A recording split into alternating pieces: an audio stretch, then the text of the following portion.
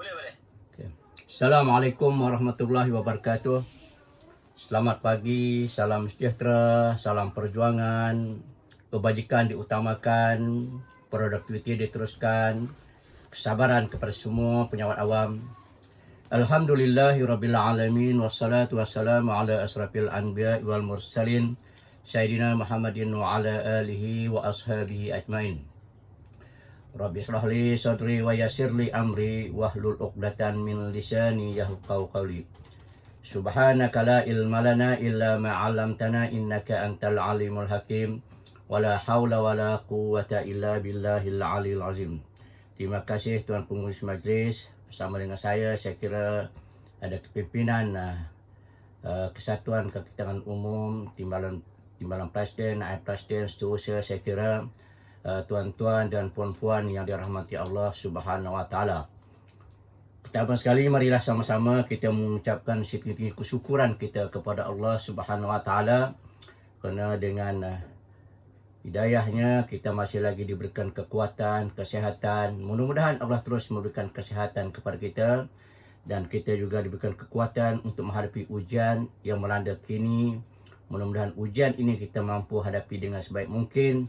Dan mudah-mudahan kita mengharapkan supaya ujian ini dan COVID-19 ini akan terus hilang daripada Malaysia ini dan kita dalam keadaan melaksanakan tugas kita dengan sebaik mungkin.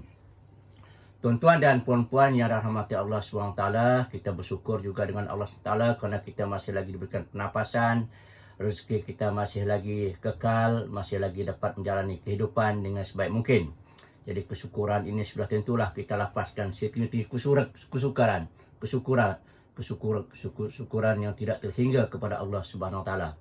Tuan-tuan, inilah kita kali pertama dalam program sebegini kita menghadapi norma-norma baru. Norma-norma yang kita hadapi yang tidak pernah kita duga. Dalam semua perkara, dalam bentuk kita memberikan ceramah, bermesyuarat, kita menggunakan online. Dan juga dalam pertemuan kita dengan rakan-rakan kita juga kita telah pun menggunakan norma baru dalam konteks bersalaman, dalam konteks kita penjarakan, dalam konteks sentiasa menggunakan sanitizer. Ini adalah untuk keselamatan juga memutuskan rantaian kita.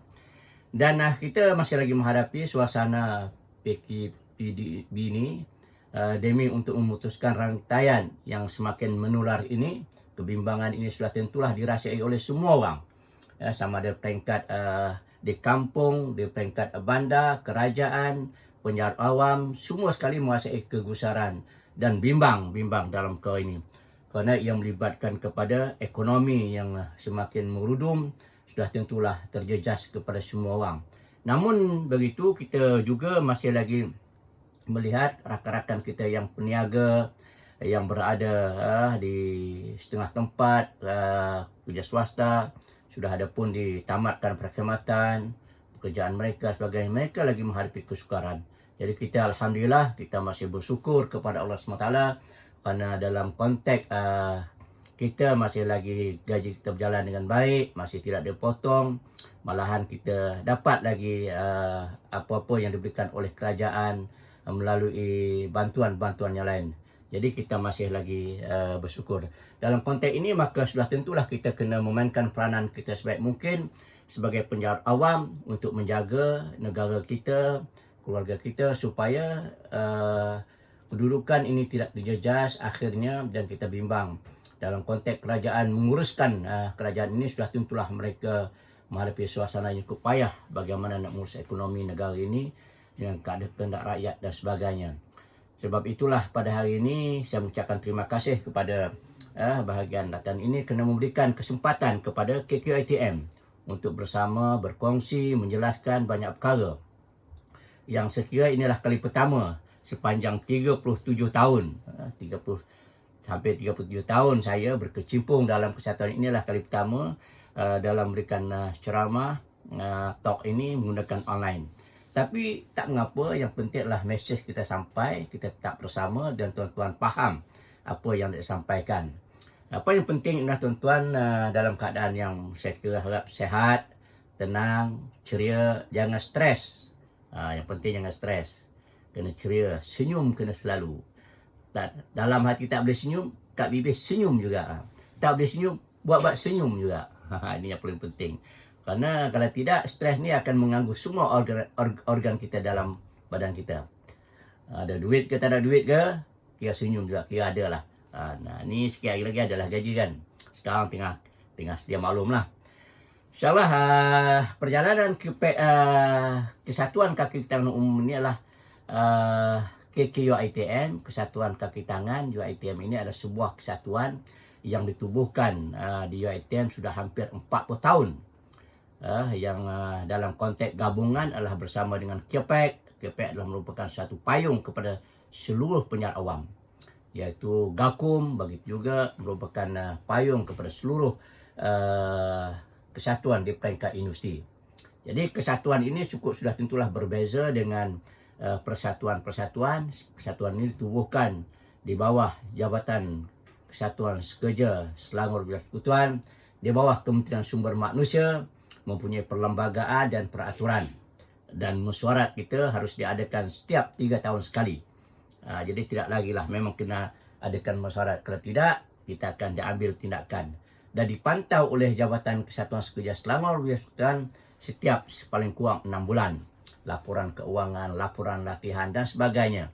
Dia akan melihat laporan-laporan kita dan di situ akan ada komen dan sebagainya. Jadi sudah tentulah peranan kesatuan ini cukup besar tuan-tuan. Dia bukan ditubuhkan kita duduk di kedai kopi, kita nak tubuhkan kesatuan. Tidak. Dia ditubuhkan melalui satu prosedur peraturan yang cukup susah dan sukar nak ditubuhkan. Sebab itulah peranan kesatuan ini dia melangkaui jauh luas. Dalam konteks memberikan kebajikan, mempertahankan kebajikan penyiar awam.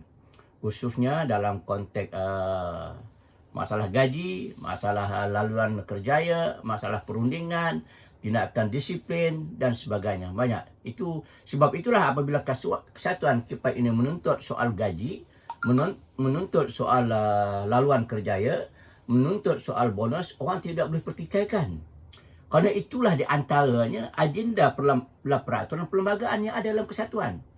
Jadi tidak boleh orang pertikaikan. Kenapa dia kata KPEK ni, kesatuan ni tak lain, nak tuntut gaji. Ini memang telah pertikaikan. Kerana itulah yang ada dalam peraturan perlembagaan yang dalam kesatuan.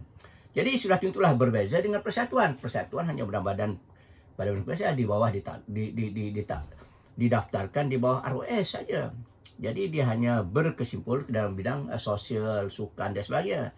Tetapi Kesatuan Kaki Tangan Umum ini di bawah trade union ya ditubuhkan adalah tujuan ini.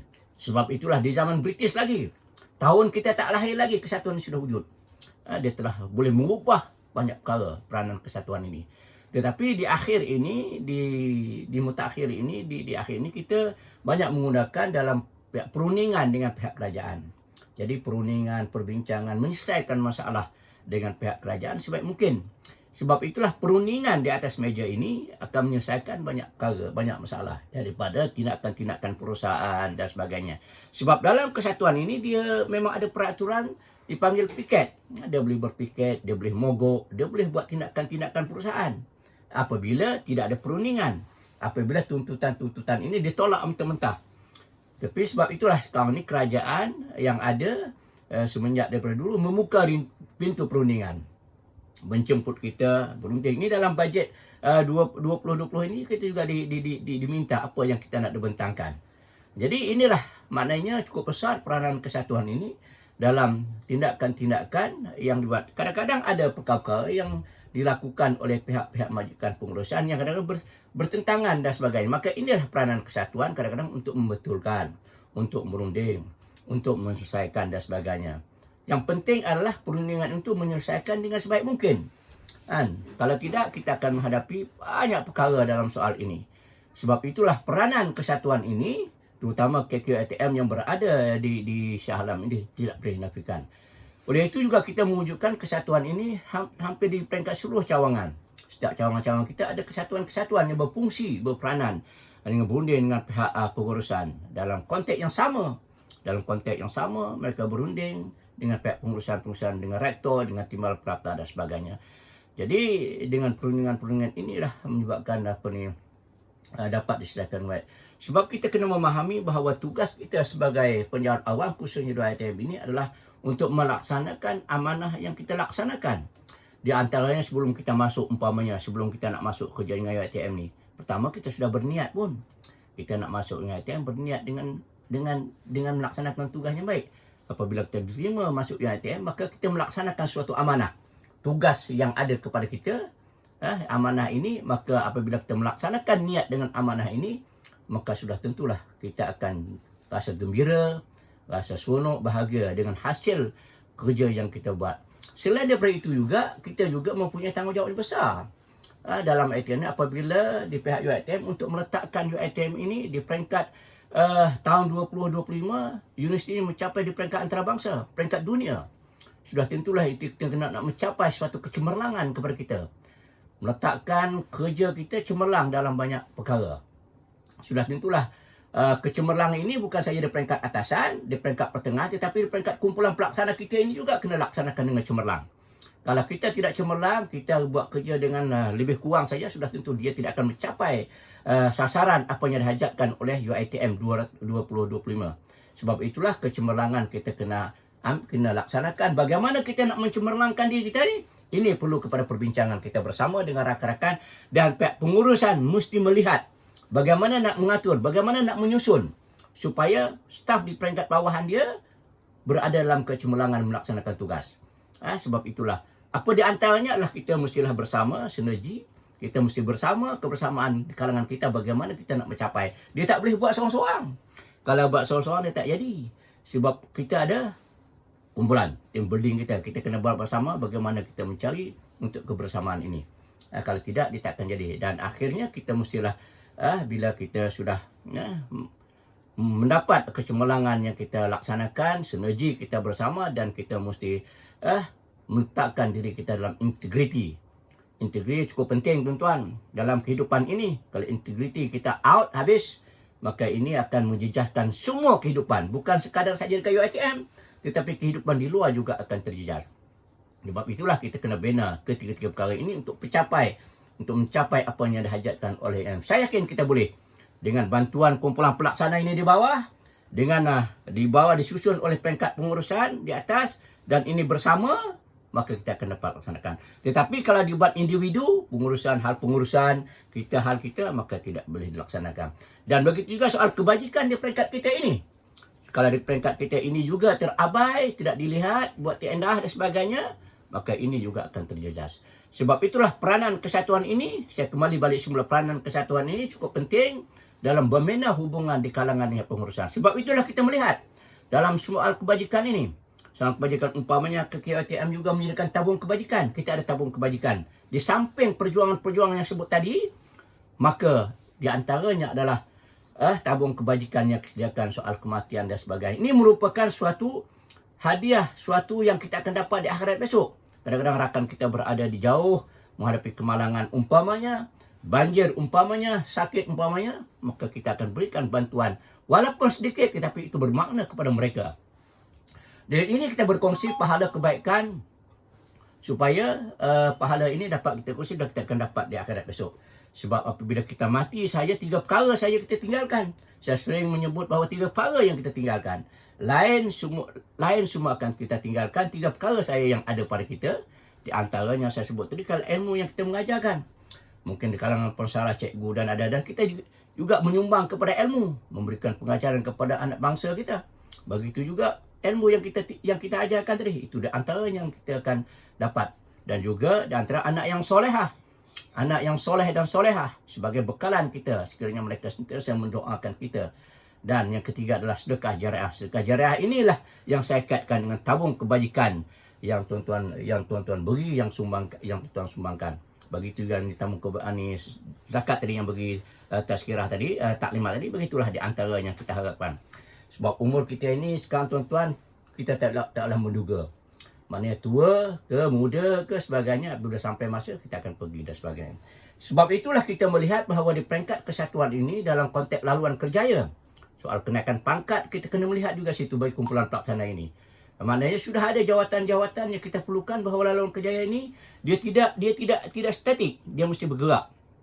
Dia mesti bergerak. Maknanya kalau umpamanya sebagai contoh kepada grade yang 11 umpamanya ada kumpulan pemandu dengan tugas dan hakiki jawatan dia, maka dia dengan tugas yang dilakukan. Tak naklah kita kumpulan PO ni dia sebagai pentadbir tiba-tiba diminta bawa sebagai kenderaan. Ini sudah menyalahi pada saya.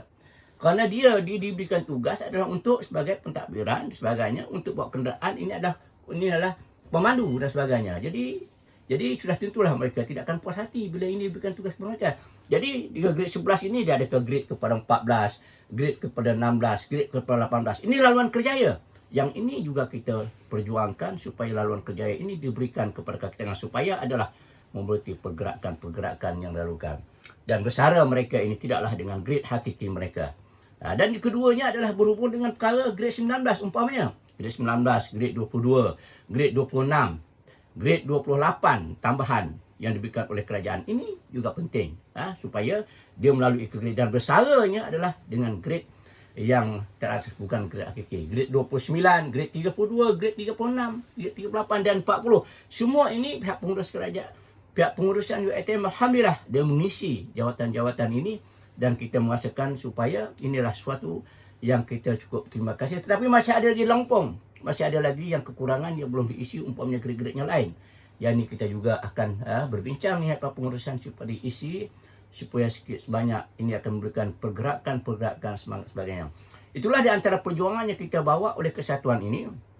Dalam konteks ini adalah selain daripada dalam kerja ini, kita juga membawa bahawa berhubung dengan time base. Dahulu tak ada time base, tuan-tuan. Tidak tuan-tuan bersara dengan hakiki, tapi sekarang ada time base. Maknanya sampai 13 tahun maka naiklah ke grade yang teratas, dan apabila sampai lagi 13 tahun naik grade ke atas lagi. Maknanya kita perjuangkan time base ini. Sebab itulah sekarang ini, oleh kerana masa saya memang tinggal sikit lagi, saya kena laju, tuan-tuan. Kena laju sikit, saya tersentuh yang mana sempat. Sebab saya kira sekarang saya sudah 90, pukul 9 lebih nak dekat pukul 10. Masa saya 10.30 ya. 10.30 sekarang saya ingat pukul 10. Pukul 10.30 ada masa sikit lagi. Okey, sebab itulah sekarang ni peranan KPAC pula saya bawa. Peranan KPAC di antaranya kita masih lagi membawa tuntutan.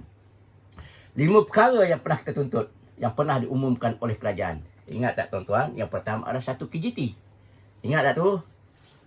1 KGT yang pernah dituntut, yang pernah diumumkan oleh kerajaan. Ketiga, kerajaan yang dulu. Saya tak sebut, tuan-tuan pun ingat. Ingat lagi ke tak? 1 KGT yang pernah kita tuntut dan kerajaan untuk memberikan kepada kita. Yang kedua adalah time base kita yang 13 tahun kepada 10 tahun. Yang telah diumumkan oleh kerajaan. Kan? Ingat dua? Jadi yang ini kerajaan tidak dapat dilaksanakan lagi, tidak melaksanakan lagi. Maka ini kita bawa tuntutan supaya kerajaan dapat berikan, kerana ini adalah kerajaan telah umumkan. Yang ketiganya, tetapi apabila bertukar saya kerajaan lain, maka tidak dapat dilaksanakan. Yang ketiganya adalah gantian cuti rehat 75 hari. Ingat tak lagi?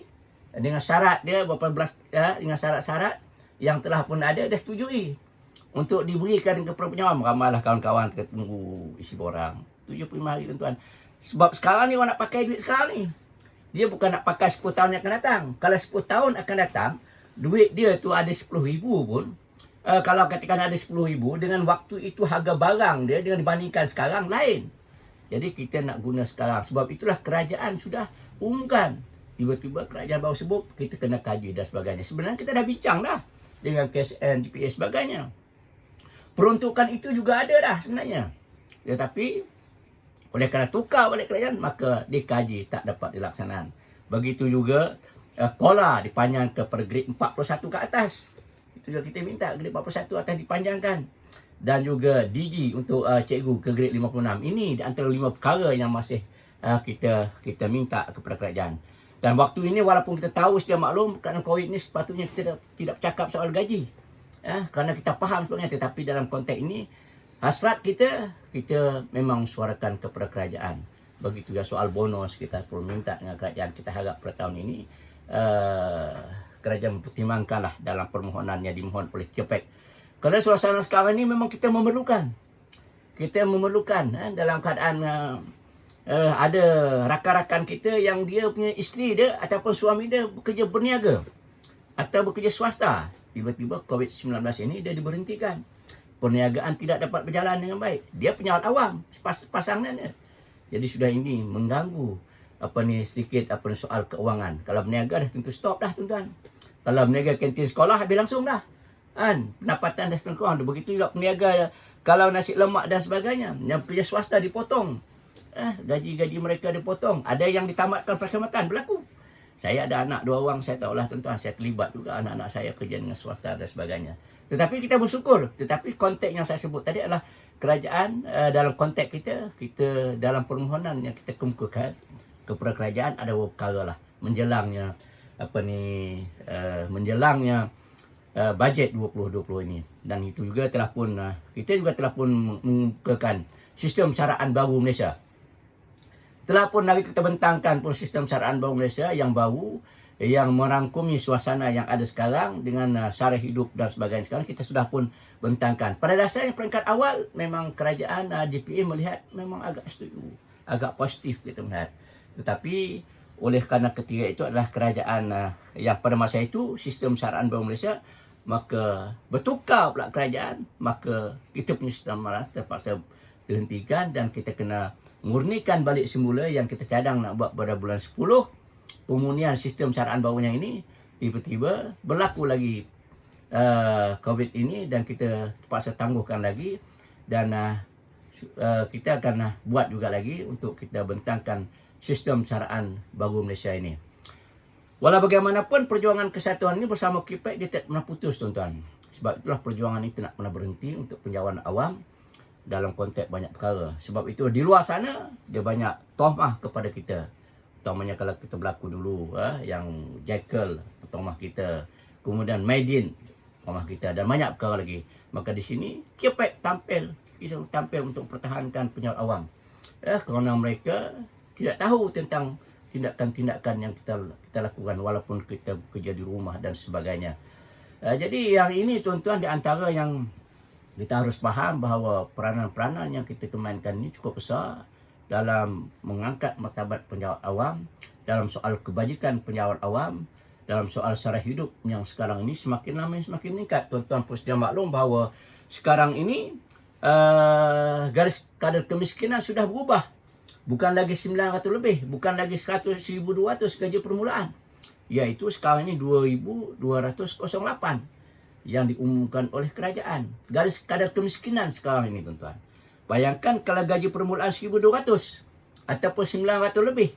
Bagaimana menghadapi kehidupan suasana yang ada sekarang. Ini kadar kemiskinan yang diumumkan oleh kerajaan. Dan kalau ikut pandangan daripada KWSP adalah 2,780. Bank negara 2,400. Ini kadar yang dilihat oleh Bank negara, KWSP dan KIPEC melihat 2,400 lebih. Sebab itulah kita memohon supaya gaji permulaan harus ditingkatkan kepada 2,000 lebih. Paling kurang 2,208 dalam isi rumah untuk menghadapi kehidupan ini. 1,200 memang sakit lah tuan-tuan. Ataupun sekadar bawah 2,208 dalam menghadapi suasana yang ada sekarang ini dan kenaikan harga barang semakin meningkat dengan semuanya dah naik. Memang dia tidak cukup untuk menghadapi suasana itu. Sebab itu kerajaan dia melihat perkara ni. Sebab itulah kita hantar sistem syaraan baru ini adalah gaji permulaan yang sedemikian rupa untuk keselesaan penjawat awam. Sebab kita nak kena selesa juga dalam soal kerja ini. Kalau kita tak selesa, payah kan bagi kumpulan pelaksana, kita sedia maklum. Ketenangan dia datang daripada poket. Bagi kumpulan pelaksana yang bergaji yang sekitar dalam 4,000 ke bawah ini. Dia punya ketenangan lahir daripada poket. Dia daripada poket itulah baru datang kepada pemikiran, datang pada hati. Barulah dia rasa tenang. Gaji, bila poket ni ada duit. Tapi kalau poket ni kosong, habis. Kan? Pemikiran dia serabut, hati dia tak tenang nak buat kerja macam mana. Jadi yang ini yang kita lihat. Tetapi alhamdulillah setakat ini penjawat awam, kita sedang maklum soal produktiviti, kita kena teruskan tuan-tuan. Ini di antara KPI yang kita kena laksanakan. Laluan-laluan ini harus kita kena lihat. Dan sebab itulah hubungan ini kita nak jalinkan dengan Pak Pengurusan, dengan ketua PTG kita, ketua jawatan kita, penyelia kita dan sebagainya. Ini kita kena buat hubungan bagaimana kita nak membina bersama supaya UiTM ini dia dapat maju ke depan yang dibantu oleh semua pihak. Dia tidak boleh tertinggal. Tak boleh pengurusan saja atas saja, di bawah ni tidak berfungsi, tak boleh. Di bawah saja berfungsi, di atas tidak boleh. Mesti seiring, sinergi, mesti kebersamaan dalam membentuk perkara ini. Kalau tidak, kita akan ketinggalan. Sebab kita berada di sini, sudah tentulah yang kita nak bina ni adalah di antara anak bangsa kita sendiri, bukan orang lain. Di kalangan anak-anak kita sendiri, di kalangan keluarga, anak kawan-kawan kita, sebagainya. Sebab itulah kita kena bersyukur cukup baik semua kita berada UiTM ni. Kerana tenaga yang kita curahkan ini, yang berbentuk ilmu ini adalah kepada anak bangsa kita sendiri. Di kalangan keluarga kita, di kalangan anak-anak kita. Dan dia merupakan ilmu yang akan dilihat di akhirat besok. Untung tuan-tuan, sebab itu rugi. Saya kira dalam masa yang sebegini cukup cepat dah. Tak tahu, saya fikir saya pun dah 5 siri dah tuan-tuan. Dah sikit masa lagi nak meninggalkan UiTM, nak bersara dah. Jadi kalau fikir-fikir segi tenaga ni, apalah nak curahkan ni sekarang ni, apalah kita punya yang ni Jadi kita pun memikirkan dalam kali ni. Rasanya tak sempat tuan-tuan. Banyak yang kita terlalai dan sebagainya. Ni nak kena cover balik dan sebagainya. Jadi dalam keadaan sebegini rupa ni, mana nak kita dah tak sempat sangat dah. Jadi tuan-tuan akan merasa ni. Tuan-tuan akan merasa juga nanti. Sekarang tuan-tuan yang umur 2 siri, 30, baru 40. Nanti tuan-tuan tak tahu dengar, dah 50. Tak tahu dah bersara dah. Jadi dia cepat masa ni berlalu. Jadi sebab itulah maknanya kita kena kerja untuk kebajikan ni. Sekurang-kurangnya gaji yang kita dapat itu memang ada untuk satu kehidupan, tetapi ada satu sampingan yang gaji itu menjadikan dia sebagai saham di akhirat itu. Ini yang kita nak cari ni. Sebab hari tua ni tuan-tuan paling penting ni. Penting. Sebab itulah kita sekarang ni apabila saja kerajaan satu ketika dia sebut saja pencen nak ditiadakan. Ingat dah satu ketika dulu, pencen nak ditiadakan. Risau kita tuan-tuan. Pencen nak dihapuskan, nak digantikan dengan KWSP. Ini kita memang buat bantahan kerana pencen inilah satu-satunya yang ada kepada penyiar awam. Jangan diusik dan sebagainya. 30 tahun tuan-tuan, 20 tahun, 40 tahun malahan menyumbang kepada UiTM, kepada kerajaan. Yang merupakan penyaur awam ini, dia merupakan nadi kepada kerajaan. Nadi kepada kerajaan, tulang belakang kerajaan, tiang seri kepada kerajaan. Sebab itulah bertukar kerajaan pun. Bertukar tahun ni berapa kali dah Perdana Menteri dia tukar. Kerajaan dah 2 kali, nak masuk 3 kali pula ni. 3 kali pula nak masuk, ada pula dah nak jadi Perdana Menteri yang baru pula. Kalau berlaku lagi 3 kali nak tukar Perdana Menteri. Tetapi tuan-tuan tengok penjawat awam, okey, steady ya buat kerja. Ada berlaku huru-hara? Tak ada. Perjalanan dari pejabat, perjalanan di seluruh, semua berjalan dengan lancar. Beres, tidak ada berlaku apa-apa langsung. Dalam keadaan aman, damai dan sebagainya. Sebab itulah kita penyiar awam, mana-mana saja kerajaan, mana-mana saja Perdana Menteri, kita tetap berada di bawah kerajaan itu. Kita tidak langsung, tidak mengabaikan tugas kita. Jadi janganlah orang pertikaikan kita dalam konteks kerja kita sebagai penyiar awam. Sama ada peringkat bawah, pertengahan dan pengurusan, sebagai penyiar awam kita setia kepada kerajaan. Mana-mana kerajaan. Jadi sebab itu kerajaan janganlah pula dia tiplok. Dia umumkan yang ni, umumkan satu KJT, dia umumkan time base 10 tahun. Yang ini kemudian naik yang lain dia batalkan. Janganlah macam tu pula. Sebab harapan kita penyiar awam itulah di antaranya. Sebab itulah bila berlaku saja pencen, maka kita akan pertahankan. Kita akan pertahankan pencen inilah. Inilah di antara satu-satunya bagi penyiar awam untuk menyiar kehidupan di hari tua. Hari tua ni lain tuan-tuan. Hari tua ni kita sedia maklum. Tua ni semua dah macam-macam. Kita perlukan lagi duit kadang-kadang. Yang kata kita hari tua pencen tak perlukan duit. Waktu itu sakit semua ada dah. Semua penyakit ada dah. Kaki kebal, lutut sakit, pinggang sakit. Semua ada dah. Mata pun dah kabur dah semua. Cucu pun banyak lagi. Cucu-cucu datang pula, atuk nak gula-gula dah. Kalau pencen kita tak ada, sebagainya apa lagi? Sebab inilah di antaranya kita nak pertahankan supaya pencen ni jangan dihapuskan sama sekali. Inilah di antaranya. Kita dah dapat dah maklumat daripada rakan-rakan kita. Daripada badan-badan yang diasingkan, 7 badan-badan diasingkan mereka ini. Mereka ini diasingkan, tidak dapat pencen lagi. Dapat gratuiti 400,000, 300,000, 700,000. Tapi habis dia kata. Habis saja bersara, duit dalam tangan, habis clear tuan-tuan. Cukup bila habis, dah nak kena buat kerja part time. Petrol pump, cleaner sebagainya. Kita kalau ada pencen, paling kurang 300-400 ada juga tiap bulan ada pencen. Dan itulah kita gunakan. Sekurang-kurangnya boleh juga TO, kopi O, sebagainya. Sebab itulah, bila pencen ini disentuh, maka memang KPAC paksa kena bangun. Kesatuan kena bangun untuk mempertahankan. Sebab kita tahu inilah pencen di antaranya yang boleh untuk membantu kita dah hari tua besok. Kan? Tua dah tuan-tuan, apa yang nak lagi tuan-tuan. Kan? Tanyalah siapa-siapa yang dah bersara, yang nak dekat-dekat bersara. Saya ni pun tak lama dah tuan-tuan. Nah, tinggal boleh dihitung yang masa lagi kan. Bersara juga dah pun. Kan? Jadi inilah maknanya sekarang ni apa yang penting kita melaksanakan dengan sebaik mungkin tugas-tugas kita, dan tuan-tuan saharapkan bersama dengan KQITM. Tuan-tuan kena bantu, kena bersama dengan KQITM dalam memperjuangkan semua hak kita. Sebab itulah kalau dulu gaji kita berapa ratus sangat tuan-tuan. Tetapi dengan kesatuan KPAC inilah melihat perkembangan semasa, maka kita bentangkan gaji 1,200. Ini pula kita nak bentangkan yang baru balik. Sebab itulah bagi orang yang tidak bersama kesatuan, dia pun dapat memang kerajaan bagi. Bonus kita tuntut. Umpamanya tahun ni kita ada tuntut. Saya tak sebutlah berapa kan. Ini kita tuntut, kita minta bonus juga. Biarlah bonus ini tidak lagi berbentuk kepada bantuan khas. 500. Minta 3 bulan dapat 500. Minta 2 bulan dapat 500. Tu yang banyak meratus tu. 500. Tapi kami minta kali ini supaya bonus ini berbentuk kepada bulan. Bentuk kepada bulan. Kita harap kerajaan melihatlah tuntutan KPAC bersama kesatuan dalam konteks bonus ini. Dia berbentuk bulan. Sekurang-kurangnya ini dapat kepada kita. Sebab kita kumpulan pelaksana ni tuan-tuan, bila dapat duit 500 ke, sebulan gaji ke, 2 bulan gaji ke, apa saja duit, kita akan belanjakan balik. Betul atau tidak? Kita akan belanjakan balik. Kita tak simpan buah bantal.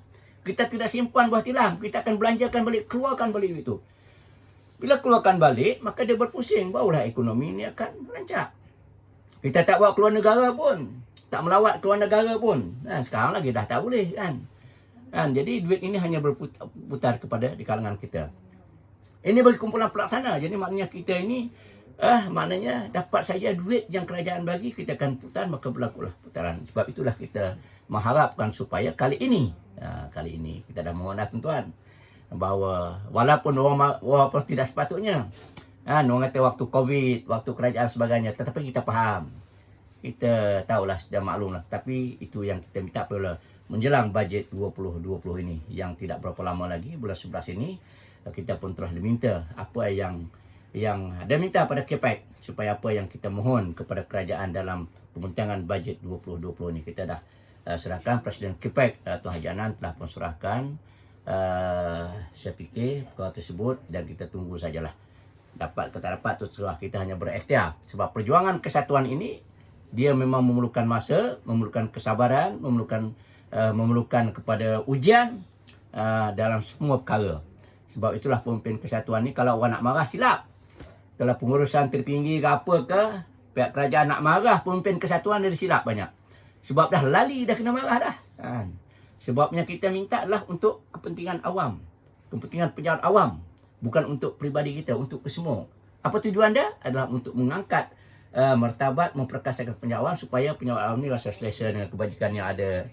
Sebab kadang-kadang ada, bukan tak ada, yang ketua-ketua jabatan ni, yang dia prihatin ada. Memang dia prihatin, bagus melihat, membuka perbincangan. Ramai saya jumpa di peringkat kita ini yang dia buka pintu perundingan ini. Buka pintu dan mendengar. Dia cuba selesaikan masalah. Nah ini ada memang banyak yang berlaku. Namun di situ ada juga yang berlaku yang gunakan kuasa ni. Mana ada juga ni. Dengan kuasa yang sedikit sangat ini digunakan untuk dia menggunakan kepentingan. Dia tak tahu dia boleh gunakan kuasa itu. Tapi dia kena ingat, dia akan disoal oleh Allah SWT di akhirat kelak dengan apa yang dilakukan. Sebab kita kumpulan pelaksana ni adalah untuk ditakbir untuk kumpulan di atas. Sebab itu Allah menjadikan orang kaya ni adalah untuk orang miskin. Orang kaya ni untuk membantu orang yang miskin. Dan kumpulan atas ini adalah untuk membantu kumpulan bawah. Dalam konteks perundingan dan sebagainya. Bagi kita laksanakan dengan sebaik mungkin. Saya harap sangatlah bagi kita kumpulan pelaksana ini, jangan kita abaikan, dengan kita culas, dengan kita berkira dalam banyak perkara kerja ini. Sebab inilah tempat kita, rumah kita yang kedua, tempat kerja kita, tempat rezeki kita yang ada. Sebab itu saya tuan-tuan, saya dah 30 hampir 35 tahun jugalah. Saya pun dah tak ingat lagi dah. Tapi melebihi 30 tahun sebetulnya UiTM ini, saya kira sudah hampir ini dah terbina dengan rezeki yang ada dekat UiTM yang Allah anugerahkan melalui UiTM ni untuk membina kehidupan anak-anak dan sebagainya. Jadi tuan-tuan laksanakan di peringkat awal ini dengan sebaik mungkin. Sebab dia rezeki ni tuan-tuan, dia bukan berdasarkan kepada banyak gaji ataupun sedikit gaji, dia berdasarkan kepada keberkatan. Keberkatan rezeki itu. Bila keberkatan rezeki itu tuan-tuan, dia akan tuan-tuan akan dapat menyempurnakan keperluan semua.